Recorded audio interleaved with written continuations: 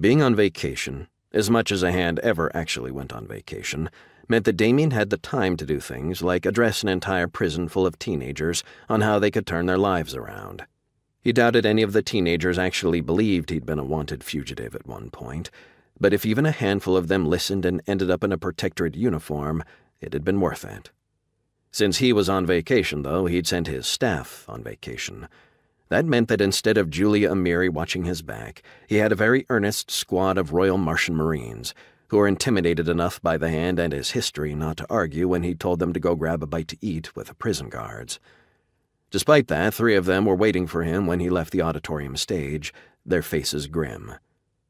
"Sir, we just received a transmission from Mage Admiral Siegel," said the squad leader, a combat mage lieutenant named Dennis Romanov, who was almost as earnest as Damien suspected himself of being. "He's requested a secured channel to you as soon as you're available." The hand glanced back at the door behind him. Connor was still speaking to his detainees on the other side. "Did he say how urgent?"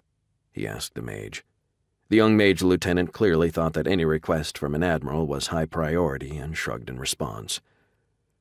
"Corporal Avant," Damien turned to one of the 2 junior Marines. "Could you please pass my regrets on to Warden Connor? It appears duty calls." The soldier nodded his agreement, and the hand turned back to the commander of his temporary bodyguard. "Lead the way, Lieutenant Romanov." Since he mostly made his home on a Navy warship, Damien also used a Marine assault shuttle as his personal transport. It made life easier for his bodyguards. In the worst-case scenario, he could fly it by himself, and it was often helpful to impress on people that the barely 150-centimeter-tall quiet man in a tailored suit was dangerous. It had other advantages, though. Since it was designed to function as a mobile command post, as well as a delivery system and weapons platform, the shuttle had a small officer's compartment tucked in behind the cockpit with a full communications suite. Activating the privacy shield, Damien brought up the encryption system and entered a sequence that would connect him to Mage Admiral Siegel's flagship. A burly young man with pitch-black skin and hair appeared on his screen.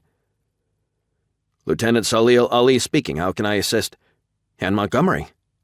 Without even rising from his chair, the youth managed to stiffen to attention and salute crisply. "What do you need, my lord?"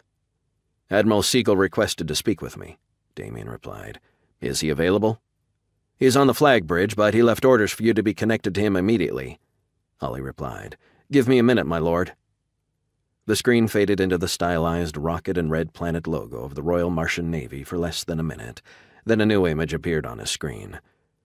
Mage Admiral Aaron Siegel was a short man, not much taller than Damien himself, with broad shoulders and salt-and-pepper hair.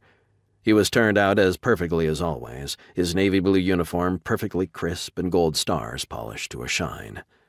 Something about his eyes, though, told Damien all was not well.